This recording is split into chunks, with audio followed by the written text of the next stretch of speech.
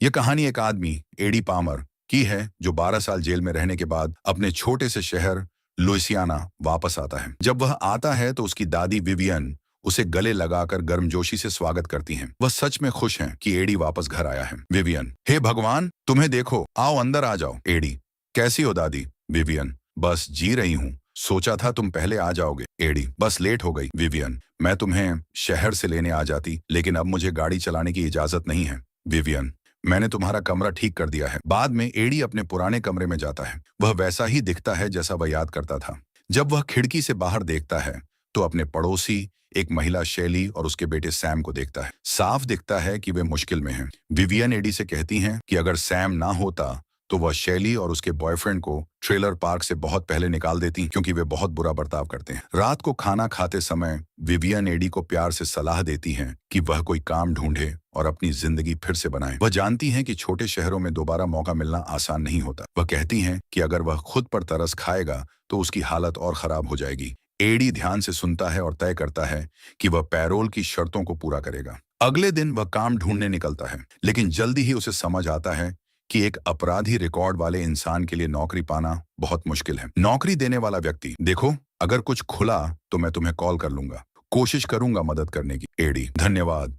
हाँ, शाम को एडी पास के बार शराब खाने में जाता है और वहां कुछ पुराने दोस्तों से मिलता है। वे सब मिलकर हंसी मजाक करते हैं और अपने पुराने दिनों की बातें याद करते हैं। उसका एक दोस्त डैरिल गर्व से कहता है कि एडी का फुटबॉल टचडाउन रिकॉर्ड कुछ साल पहले उसके बेटे ने तोड़ा था। एक और दोस्त कोल्स, जो अब शहर का शेरिफ पुलिस अफसर है, एडी से गर्मजोशी से मिलता है और कहता है कि उसे उम्मीद है एडी अब अपनी जिंदगी दोबारा संभाल लेगा। उसी रात शैली बार में आती है और एडी के साथ छेड़छाड़ करती है। शैली फ्लर्ट करते हुए, मुझे नाखून बनवाने हैं और वैक्स करवानी है।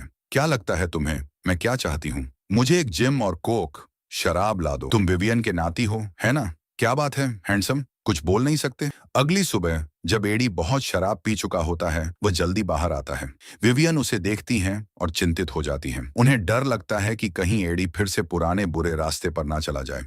सुबह 10 बजे विवियन एडी को उठाती हैं ताकि वे चर्च जा सकें। वे सैम को भी साथ ले जाती हैं। चर्च में लोग एडी को घूरते हैं और धीरे धीरे बातें करते हैं। वे अब भी उसे उसके पुराने अपराधों से जज करते हैं। छोटे शहरों में माफ करना बहुत धीरे होता है, लेकिन गपशप बहुत तेज। सैम भी बाकी बच्चों के साथ घुलने मिलने में परेशान होता है। एक आदमी एडी से कहता है, यहाँ वापस आना अजीब लगता होगा, है ना? एडी जवाब देता है, बिल्कुल, और यहाँ ज्यादा कुछ बदला भी नहीं है। अब भी सब कुछ चर्च और फुटबॉल के बारे में ही है। एक दोस्त कहता है, अरे भाई, एक नया कॉफी शॉप तो खुला है यहाँ। पुलिस चीफ एडी से कहता है, एडी, सुना है तू जल्दी छूट गया। एडी, जी सर चीफ, खुद पर कंट्रोल रखना, मैं नहीं चाहता कि तुम्हें फिर से जेल भेजना पड़े। चर्च की प्रार्थना के बाद विवियन और एडी कुछ जान पहचान वालों से मिलते हैं और बात करते हैं। उधर डैरिल नोटिस करता है कि सैम बाकी लड़कों जैसा नहीं है, वह लड़कियों जैसा व्यवहार करता है। डैरिल चौंक कर कहता है, क्या चल रहा है? वही पुराना रविवार, पर यह लड़का तो कुछ अजीब है।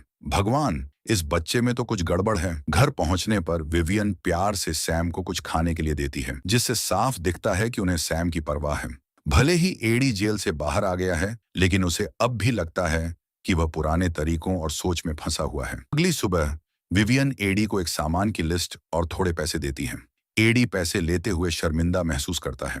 जब एडी बाहर निकलता है तो देखता है कि शैली अपने बॉयफ्रेंड के साथ गाड़ी में जा रही है। ग्रोसरी स्टोर, किराना दुकान पर एडी को हेल्प वांटेड, नौकरी की जरूरत का बोर्ड दिखता है, लेकिन जब वह पूछता है तो पता चलता है कि नौकरी पहले ही किसी को मिल चुकी है। दुकानदार, मैंने आज सुबह ही किसी को रख लिया। दूसरा आदमी एडी से, अरे एडी, कैसे हो? एडी, ठीक हूँ। आदमी, साइन उतारना भूल गया था, अच्छा लगा तुम्हें देखकर। एडी, तुमसे मिलकर भी अच्छा लगा। एडी मन में सोचता है, शायद ये लोग सिर्फ किसी अपराधी को नौकरी नहीं देना चाहते। घर वापस आने पर एडी देखता है कि सैम सोफे पर बैठी हुई विवियन के बालों में कंघी कर रहा है। विवियन एडी से कहती हैं, सैम कुछ दिन हमारे साथ रहेगा क्योंकि शैली फिर से कहीं चली गई है। एडी देखता है कि सैम गुड़ियों से खेलना बहुत पसंद करता है। एडी सैम से कहता है, गुड़ियां लड़कों के लिए नहीं होती, लेकिन सैम बिना डरे जवाब देता है, मुझे जो पसंद है वो मुझे पसंद है। सैम की ये चुपचाप बहादुरी एडी पर गहरा असर डालती है। रात के खाने के दौरान विवियन एडी से पूछती हैं, क्या तुम्हें कोई नौकरी मिली? बार बार यही सवाल सुनकर एडी चिढ़ जाता है। माहौल थोड़ा तनावपूर्ण हो जाता है। विवियन एडी पर पैसे चुराने का आरोप लगाती है। विवियन, अब चुप हो जाओ, मार्ट से बाकी बचे पैसे कब दोगे? एडी, मैंने दे दिए थे। विवियन, नहीं, पैसे कम थे। एडी, क्या मतलब कम थे? विवियन, मुझे पूरा पैसा वापस नहीं मिला। एडी, गिन लो। विवियन, गिनने की जरूरत नहीं, पैसे कम थे, $12.13। विवियन सैम से कहती हैं, तुम अपना खाना खाओ। एडी को गुस्सा आता है और वह खुद को साबित करने की ठानता है। उसे एक स्कूल में सफाई कर्मचारी जेनिटर की नौकरी का नोटिस दिखता है। अगली सुबह एडी उस स्कूल में इंटरव्यू देने जाता है। वह समझाने की कोशिश करता है कि जेल में उसने 13 साल बहुत अच्छे व्यवहार में बिताए। स्कूल के स्टाफ मिस्टर सिब्स और प्रिंसिपल फोर्ब्स थोड़े संदेह में होते हैं, लेकिन जब उन्हें पता चलता है कि एडी कभी एक अच्छा फुटबॉल खिलाड़ी था और उसे यूनिवर्सिटी ऑफ लुइसियाना में स्कॉलरशिप मिली थी, तो प्रिंसिपल थोड़ा सोचने लगते हैं। Mister Forbes, football scholarship LSU से? अच्छा, तुम विवियन पामर के रिश्तेदार हो? एडी, जी सर, वो मेरी दादी हैं। फोर्ब्स, अरे वाह, वो तो हमारे चर्च की इज्जतदार सदस्य हैं। एडी, जी, पिछले रविवार मैं भी उनके साथ चर्च गया था, बहुत अच्छा प्रवचन था। फोर्ब्स, देखो, मैं दूसरा मौका देने में विश्वास रखता हूँ। मैं स्कूल बोर्ड से बात करता हूँ और देखता हूँ कि क्या मैं कुछ कर सकता हूँ। एडी, धन्यवाद सर। उस रात जब सब खाना खा रहे होते हैं, सैम विवियन से कहता है कि उन्होंने एडी पर चोरी का इल्जाम लगाकर गलत किया। कुछ समय बाद एडी को एक फोन कॉल आता है। उसे स्कूल में सफाई कर्मचारी जेनिटर की नौकरी मिल जाती है। ये एक छोटा काम है, लेकिन एडी के लिए यह बहुत बड़ी बात लगती है। सैम उसी स्कूल में पढ़ता है जहां एडी अब काम करता है। सैम को लड़कों की बजाय लड़कियों से दोस्ती करना आसान लगता है। उसकी टीचर मैगी हेज उसकी बहुत परवाह करती हैं और ध्यान रखती हैं। कुछ लोग विवियन से कहते हैं कि वह चाइल्ड प्रोटेक्टिव सर्विसेज, बाल सुरक्षा सेवा, को कॉल करके सैम को किसी और घर भेज दें, लेकिन यह बात सुनकर विवियन दुखी हो जाती है। उनके लिए परिवार खून से नहीं, प्यार से बनता है। कुछ लोग कहते हैं, शैली जैसे रहती है, शर्म की बात है, राज्य ने अभी तक बच्चा छीना नहीं, हैरानी है। विवियन जवाब देती है, अरे नहीं, वो लड़का कोई परेशानी नहीं है, अब चुप रहो। एक और महिला कहती है, तुम ये लड़का अपने पास नहीं रख सकती।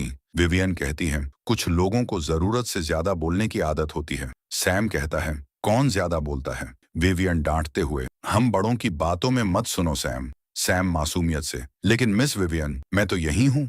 विवियन, इसका मतलब ये नहीं कि सब कुछ सुनो। एक सुबह एडी देखता है कि सैम परियों वाले कार्टून देख रहा है और गुड़ियों से खेल रहा है। सैम बताता है कि विवियन अभी सो रही हैं। एडी को कुछ अजीब लगता है। जब वह जाकर देखता है तो उसे पता चलता है कि विवियन नींद में ही शांतिपूर्वक चल बसी हैं। कुछ दिन बाद विवियन का अंतिम संस्कार होता है। शहर के बहुत से लोग उन्हें श्रद्धांजलि देने आते हैं। एडी और सैम के लिए उनकी मौत बहुत बड़ा खालीपन छोड़ जाती है। काम पर एडी का बॉस उसे कहता है कि वो एक दिन की छुट्टी लेकर शांति से शोक मना ले। घर पर सैम चुपचाप बैठा हुआ है और विवियन का मेकअप बैग देख रहा है।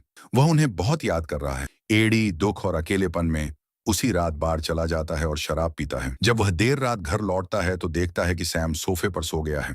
अगली सुबह एडी सैम को जगाता है और कहता है कि अपना सामान पैक करो। सैम परेशान और डरा हुआ है, फिर भी एडी के साथ पुलिस स्टेशन जाता है। वहां एडी अपने दोस्त कोल्स, पुलिस अफसर से कहता है, शैली 2 हफ्तों से गायब है और उसका कोई पता नहीं। कोल्स, इस बार कितने दिन हो गए? एडी, लगभग 2 हफ्ते, और इन 2 हफ्तों में सैम की देखभाल सिर्फ विवियन कर रही थी। बिल्कुल वही करती, मैं कसम खाता हूँ। ये औरत भी नाम। कोल्स, पुलिस वाला, अभी तो वो यहाँ नहीं है। एडी, मैं सैम को घर नहीं ले जा सकता। कोल्स एडी से कहता है, अब चाइल्ड प्रोटेक्टिव सर्विस सैम को ले जाएगी और उसे अनाथालय ऑर्फनेज में रखेगी। जब एडी पुलिस स्टेशन से बाहर आता है, वो खिड़की से सैम को देखता है। सैम दुखी और टूटा हुआ उसे देख रहा होता है। एडी का मन बदल जाता है। वह सैम को वापस घर ले आता है। कई बार सही काम करने के लिए नियम तोड़ने पड़ते हैं। उसी पल से एडी तय करता है कि अब वह सैम की जिम्मेदारी उठाएगा। सैम दिखाता है कि वह कितना समझदार और जिम्मेदार है। वह खुद ही स्कूल के लिए तैयार होता है और समय पर बस पकड़ लेता है। म्यूजिक बजता है। एक दिन दोपहर में मैगी, सैम की टीचर, उनके घर आती है, ये देखने कि सैम कैसे रह रहा है। एडी थोड़ा घबरा जाता है, लेकिन कोशिश करता है कि वो उसे जाहिर ना होने दे। मैगी बहुत समझदार और दयालु होती है। वह एडी को अपना फोन नंबर देती है और कहती है, अगर कभी मदद की जरूरत हो तो बताना। शाम को एडी बार बार सैम की माँ शैली को फोन करता है, लेकिन वो अब भी कॉल नहीं उठा रही। भले ही एडी ने कभी नहीं सोचा था कि वो किसी का गार्जियन, अभिभावक बनेगा, अब उसे सैम के लिए एक गहरा फर्ज महसूस होता है। सैम अब भी अपनी गुड़ियों को नहीं छोड़ता। एक शाम सैम एडी से पूछता है, क्या आपको पता है मेरी माँ कब लौटेगी? एडी दुखी होकर जवाब देता है, नहीं, काश मुझे पता होता। सैम, कभी कभी जब माँ चली जाती है तो मुझे गुस्सा आता है। क्या तुम्हें कभी अपनी माँ पर गुस्सा आया? एडी, मैंने अपनी माँ को ठीक से जाना ही नहीं, पर मैं तुम्हारे पापा को जानता था। सैम, क्या तुम उन्हें याद करते हो? एडी, हाँ, कभी कभी करता हूँ। उस रात जब एडी सैम को सुला देता है, वो एक पुराना फैमिली स्क्रैप बुक, परिवार की यादों की किताब निकाल कर देखता है। उसमें पुराने फोटो और अखबार की कटिंग्स होती हैं। जब एडी एक मशहूर फुटबॉल खिलाड़ी था, लेकिन अब वो दिन बहुत पीछे छूट चुके हैं। अगली सुबह एडी सैम को स्कूल छोड़ने जाता है। सैम बहुत खुश होता है और कहता है कि उसे प्रिंसेस कार्टून सबसे ज्यादा पसंद है। वो एडी को अपना लंच बॉक्स दिखाता है जिस पर राजकुमारियों की तस्वीरें होती हैं। सैम बताता है कि उसकी माँ ने वो सस्ते में खरीदा था। बाद में लूसील नाम की एक महिला, एक और माँ फोन करके एडी से पूछती है कि क्या सैम उसकी बेटी एमिली के साथ खेलने आ सकता है। लूसील कहती है, सैम तो तुम्हें अपने पापा जैसा मानता है। मैंने सोचा पूछ लूं कि क्या वो एमिली के साथ खेल सकता है। उसे यहाँ भेज दो और फिर 5 बजे तक उसे ले जाना। एडी, हाँ ठीक है, कोई बात नहीं। शाम 5 बजे एडी सैम को लेने जाता है। लूसील उसे अंदर बुलाती है जहां बच्चे खिलौनों की चाय पार्टी कर रहे होते हैं। एडी थोड़ा असहज महसूस करता है, लेकिन फिर भी शालीनता से शामिल हो जाता है। वो फिर नोटिस करता है कि सैम बाकी लड़कों से अलग है, लेकिन कुछ नहीं कहता। शाम को एडी सैम को एक फुटबॉल मैच दिखाने ले जाता है। स्टेडियम में बैठकर वो सैम को अपने पुराने फुटबॉल के दिनों की कहानियां सुनाता है। मैगी, सैम की टीचर, भी वहां होती है। वो सुझाव देती है कि कभी सब मिलकर बॉलिंग खेलने चलें। इसी बीच डैरिल, एडी का पुराना दोस्त, एडी को चेतावनी देता है, डैरिल, शेली के चक्कर में मत पड़ना, वो बड़ी मुसीबत है। मुझे समझ नहीं आ रहा तू उसके बच्चे की देखभाल क्यों कर रहा है। और फिर मजाक में कहता है, उससे जितनी दूर रह सको रहो, वरना पछताओगे। आखिर में डैरिल कहता है, तू वापस आ गया, अच्छा लगा यार। Sam, cookie cookie. एडी, अरे लड़के की कुकीज मत खाओ। फुटबॉल मैच के दौरान एडी उस नए खिलाड़ी को देखता है जिसने उसका पुराना रिकॉर्ड तोड़ा था। वो डैरिल से पूछता है कि उसके पुराने साथी कहाँ हैं, जिनकी वजह से वो जेल गया था। डैरिल कहता है, उन्हें भूल जा, मुझे तो लगता है तुझे गलत तरीके से जेल भेजा गया था। मैच के बाद सैम चीयर लीडर जैसी डांसिंग करने की कोशिश करता है। फिर एडी उसे घर छोड़कर बार में चला जाता है। बार में डैरिल बहुत ज्यादा शराब पी लेता है और झगड़ा करने लगता है। डैरिल शराब पीकर, देखो फुटबॉल स्टार अब इतना बड़ा हो गया कि पुराने दोस्तों से बात भी नहीं करता। एडी, चलो यहाँ से निकलते हैं, वो नशे में है। बार का मालिक मिस्टर सिब्स डैरिल को बाहर निकाल देता है और एडी उसकी मदद करता है। अगली सुबह सैम एडी को खुशी खुशी जगाता है। आज वो और मैगी बॉलिंग खेलने जा रहे हैं। सैम बहुत मजे करता है और एडी और मैगी बातें करते हैं। एडी बताता है कि उसने 1 साल कॉलेज में पढ़ाई की थी, लेकिन फिर उसकी जिंदगी गलत राह पर चली गई। मैगी भी बताती है कि उसका शादीशुदा जीवन सफल नहीं रहा और अब वह अपने परिवार के पास रहने वापस आई है। धीरे धीरे एडी को सैम का जिम्मेदार अभिभावक होने का आत्मविश्वास आने लगता है। काम पर एडी मिस्टर सिब्स से डैरिल की खराब हरकत के लिए माफी मांगता है। स्कूल में प्रिंसिपल फोर्ब्स सैम से बात करता है, यह जानने के लिए कि वह घर पर सुरक्षित महसूस करता है या नहीं। प्रिंसिपल, मैंने देखा आज मिस्टर पामर ने तुम्हें स्कूल छोड़ा, क्या वह हमेशा ऐसा करते हैं। सैम, हाँ सर। प्रिंसिपल, और वो तुम्हारे घर के पास ही रहते हैं सही। सैम, हाँ सर, मेरी मम्मी के ट्रेलर के बगल में उनका घर है। प्रिंसिपल, और वो हमेशा अच्छे से पेश आते हैं। सैम, हाँ सर। प्रिंसिपल, अगर कुछ भी ठीक नहीं होता तो तुम मुझसे कह सकते हो। सैम चुपचाप सिर हिलाता है। साथ ही एडी को अपनी पैरोल के नियमों के अनुसार नियमित रूप से पुलिस स्टेशन में रिपोर्ट करना होता है। सैम जिज्ञासु होकर पूछता है कि एडी को पुलिस स्टेशन क्यों जाना पड़ता है। एडी दुख के साथ समझाता है कि बहुत समय पहले उसने पैसे चुराने की कोशिश की थी जो उसके नहीं थे। इस गलती की उसे बड़ी कीमत चुकानी पड़ी। एडी की ईमानदारी यह दिखाती है कि वह सैम के लिए एक अच्छा आदर्श बनना चाहता है। सैम भी एक जरूरी बात स्वीकार करता है, उसने एक बार अपनी कक्षा की एक लड़की का खिलौना चुरा लिया था और अब उसे बहुत पछतावा हो रहा है। सैम, मैंने भी चुराया था। एडी, सच में? क्या तुम सोचते हो कि उस लड़की को उसका सामान याद आता होगा। सैम, हाँ, वह रो रही थी क्लास। मिस मैगी ने पूछा कि किसी ने देखा है क्या, और मैंने मना कर दिया। एडी, तो तुमने झूठ भी बोला। क्या तुम सोचते हो कि अगर तुम वो खिलौना लौटा दो तो उस लड़की को अच्छा लगेगा। सैम चुपचाप सिर हिलाता है। इस दौरान एडी को अपनी जिंदगी में एक नया मकसद मिल जाता है। बहुत समय बाद पहली बार उसे लगता है कि कोई है जिसे उसकी जरूरत है। यही एहसास उसे ताकत और हिम्मत देता है आगे बढ़ने के लिए। अब एडी के पास कुछ है और कोई है जिसके लिए वह लड़ सकता है। अगली सुबह एडी और सैम मिलकर नाश्ता बनाते हैं। चाहता कि सैम सिर्फ बिस्किट ही खाए क्योंकि यह सेहत के लिए ठीक नहीं है। फिर एडी की सलाह पर सैम बहादुरी से वह चुराया हुआ खिलौना वापस उसकी असली मालिक को लौटा देता है। कुछ ही समय बाद सैम का जन्मदिन आता है। मैगी और एमिली भी पार्टी में शामिल होकर सैम को प्यार से बधाई देते हैं। एडी सैम को एक यूकुलेली गिफ्ट करता है। सैम बहुत खुश होता है, भले ही उसे संगीत में बहुत दिलचस्पी नहीं है। जब बच्चे खेल रहे होते हैं, मैगी धीरे से डैनी से उसकी माँ के बारे में पूछती है। डैनी बताता है कि उसकी माँ तब भाग गई थी जब वह सिर्फ 5 साल का था और फिर विवियन ने उसे अपने बच्चे की तरह पालना शुरू किया। यह सुनकर मैगी भावुक हो जाती है। मैगी एडी की मदद करने का फैसला करती है ताकि वह घर की पुरानी चिट्ठियों को छांट सके। उन चिट्ठियों में उन्हें एक वकील की चिट्ठी मिलती है जिसमें लिखा होता है कि एडी को विवियन की वसीयत के बारे में बात करनी है। पता चलता है कि विवियन ने अपनी जायदाद और घर चर्च को दान कर दिया है। यह एडी के लिए एक नई परेशानी बन जाती है जिससे उसका भविष्य और भी अनिश्चित हो जाता है। वकील कहता है आपकी दादी माँ की वसीयत के अनुसार उनका घर और जमीन बेच दी जाएगी और वह सारा पैसा सेंट्स ऑफ क्राइस्ट चर्च को दान कर दिया जाएगा। लेकिन उन्होंने यह भी तय किया था कि एडी को $5,000 दिए जाएंगे। एडी हैरान होकर पूछता है क्या उन्होंने घर चर्च को दे दिया? वकील हाँ, ये उनकी अंतिम इच्छा थी। एडी पूछता है मुझे कब तक घर खाली करना होगा? वकील घर बिकने के बाद आपको 30 दिन के अंदर घर खाली करना होगा। दूसरी ओर स्कूल में सैम को कुछ बच्चे तंग करते हैं क्योंकि वह थोड़ा अलग दिखता है। एडी ये देखता है और तुरंत सैम का बचाव करता है। बच्चे एडी से डर जाते हैं क्योंकि वह काफी सख्त और मजबूत लगता है। बाद में घर पर सैम एडी से कहता है कि वह फेरी प्रिंसेस शो को एक चिट्ठी लिखना चाहता है ताकि वह उनका हिस्सा बन सके और एक सर्टिफिकेट पा सके। सैम पेनेलोपी प्रिंसेस ने कहा अगर कोई चिट्ठी लिखे तो वे उसे क्लब में शामिल करते हैं। सैम पूछता है आप मेरी मदद करेंगे? एडी थोड़ा हिचकिचाते हुए देखो बेटा, इस दुनिया में कुछ चीजें हैं जो लड़के कर सकते हैं और कुछ जो नहीं। इस शो में कितने लड़के देखे हैं तुमने? सैम कोई नहीं। एडी कोशिश करता है कि सैम का मन बदले लेकिन सैम बहुत दृढ़ है और कहता है कि इसमें कोई गलत बात नहीं है। एक दिन जब वे दुकान जाते हैं सैम एक प्रिंसेस की पोशाक चुनता है हेलोवीन के लिए। एडी फिर से समझाता है कि यह लड़कों के लिए ठीक नहीं है लेकिन सैम नहीं मानता और खुशी से पोशाक चुनता है। दुकान में एक बूढ़ी औरत एडी को बुरा भला कहती है और कहती है कि उसे सैम की देखभाल करने का कोई हक नहीं है। बूढ़ी औरत तुम अब भी इस लड़के की देखभाल कर रहे हो? तुम्हें किसी भी बच्चे की जिम्मेदारी लेने का कोई अधिकार नहीं। तुम तो एक अपराधी हो। एडी गुस्से को दबाकर कहता है चलो सैम बाहर चलो।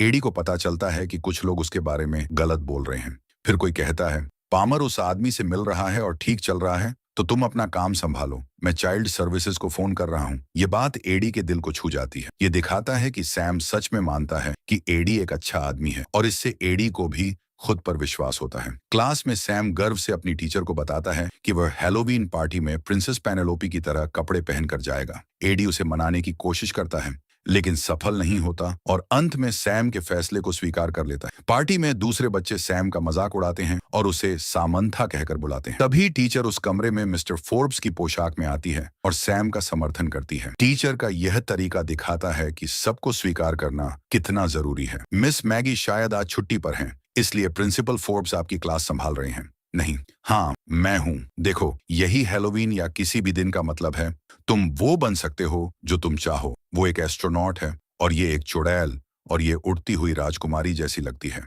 शाम को मैगी एडी और सैम को खाने पर बुलाती है। सैम खुश दिखता है और मिठाइयाँ खाता है। हिम्मत जुटाकर मैगी एडी से जेल में बिताए समय के बारे में पूछती है। एडी के लिए उस बारे में बात करना बहुत मुश्किल होता है लेकिन वह हिम्मत करता है और बताता है कि वह पहले यूनिवर्सिटी की फुटबॉल टीम का स्टार खिलाड़ी था। एक बड़ी चोट लगने के बाद डॉक्टरों ने कहा कि वह फिर कभी फुटबॉल नहीं खेल पाएगा। एडी बहुत उदास हो गया, घर वापस आ गया और गलत रास्ता चलने लगा। उसके ग्रुप में एक लड़का था जो हमेशा ये दिखाता था कि उसके पिता के पास बहुत सारा पैसा है। एक दिन उन्होंने उस घर को लूटने की योजना बनाई लेकिन पिता जल्दी घर आ गया। डर के मारे एडी ने उस आदमी पर हमला कर दिया जो उसकी जिंदगी की सबसे बड़ी गलती थी। रात को सैम सो जाता है और मैगी सुझाव देती है कि एडी आज रात उसके घर पर रहे। एडी बाहर हो गया। क्या तुम थके हो? नहीं। अगले दिन स्कूल के बाद एमिली फिर से सैम को अपने घर खेलने के लिए बुलाती है जिससे सैम बहुत खुश होता है। ब्रेक के दौरान एडी ऑनलाइन सर्च करता है कि कैसे वह सैम का कानूनी अभिभावक बन सकता है। बाद में वह मैगी की क्लास जाता है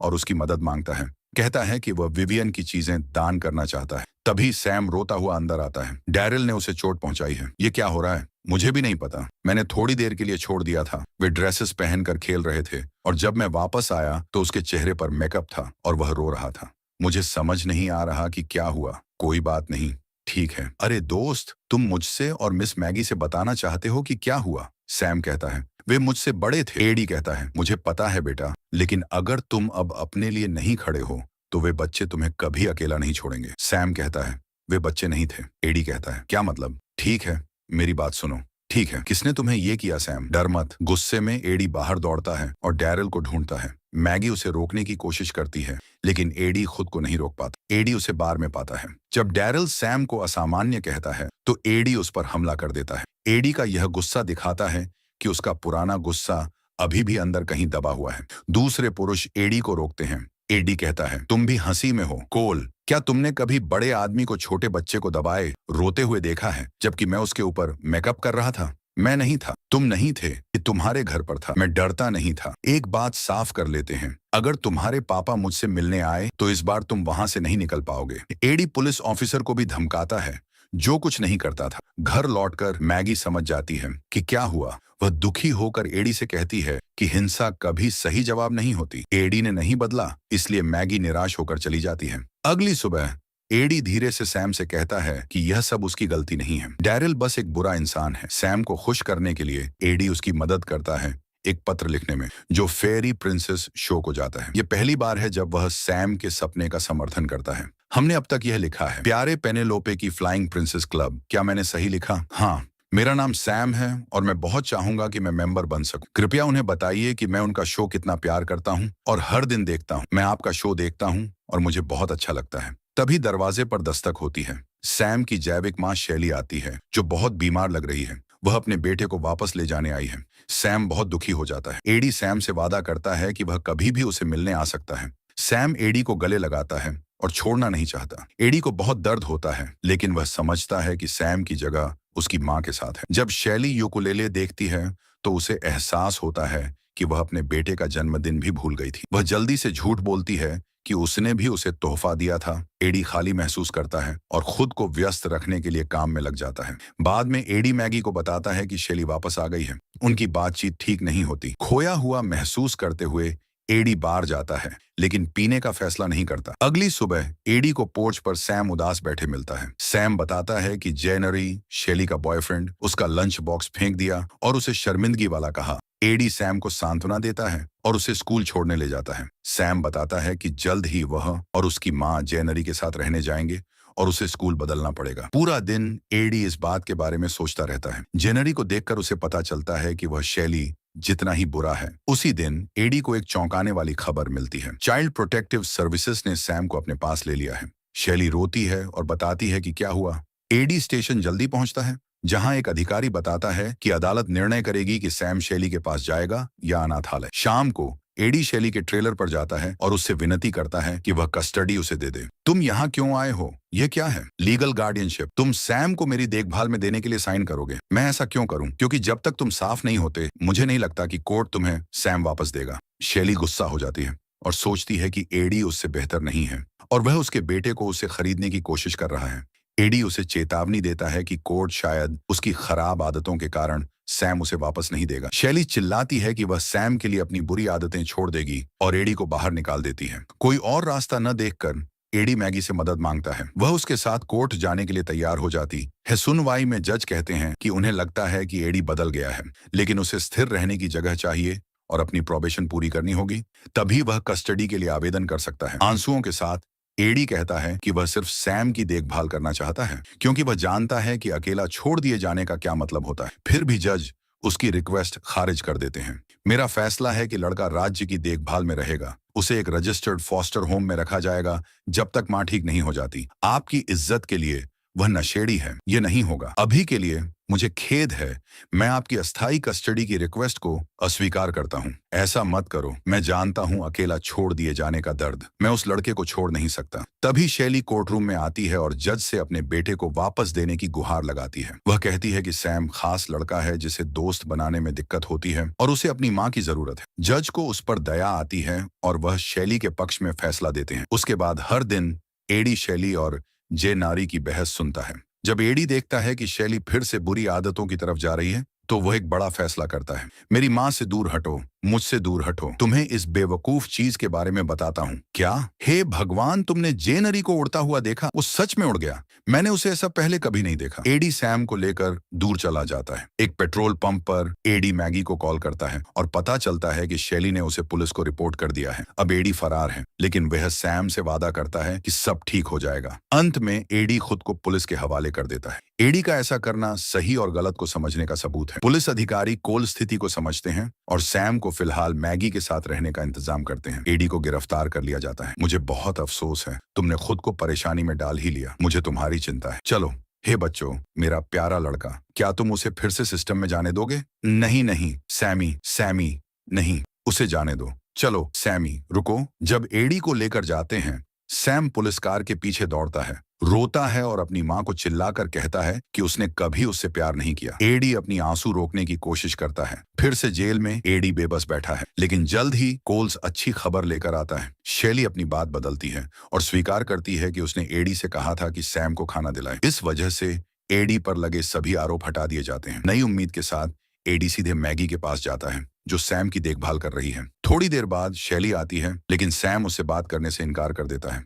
तुम सोचती हो मैं एक खराब माँ हूँ। हाय सैमी, हाय बच्चा। जब शैली को एहसास होता है कि वह अपने बेटे के लिए सही माँ नहीं बन पाई, तो वह एक मुश्किल लेकिन सही फैसला लेती है। वह सैम की पूरी जिम्मेदारी एडी को सौंप देती है। हालांकि वह सैम से सच्चा प्यार करती है, वह जानती है कि एडी के साथ सैम का भविष्य बेहतर होगा। आखिर में माँ और बेटे का भावुक विदाई का पल होता है। अब एडी सैम का असली पिता बन सकता है। धीरे धीरे चीजें बेहतर होने लगती हैं। एडी की नौकरी अच्छी चल रही है और वह और सैम विवियन का घर छोड़ने की तैयारी कर रहे हैं। जैसे जैसे फिल्म का अंत करीब आता है, एक दिन उनके लेटर बॉक्स में एक चिट्ठी मिलती है। यह फेरी प्रिंसेस शो से होती है। मुझे तो पहले कभी चिट्ठी नहीं मिली थी। खोलो, देखो क्या लिखा है। संगीत बजता है। सैम का चेहरा खुशी से चमक उठता है। दोनों एक साथ अपने जीवन के एक नए अध्याय की ओर बढ़ते हैं और कहानी एक भावुक लेकिन उम्मीद भरे अंत के साथ समाप्त होती है। पूरी वीडियो देखने के लिए धन्यवाद। लाइक, सब्सक्राइब करना और नोटिफिकेशन चालू करना न भूलें, ताकि नई वीडियो सबसे पहले आप तक पहुंचे।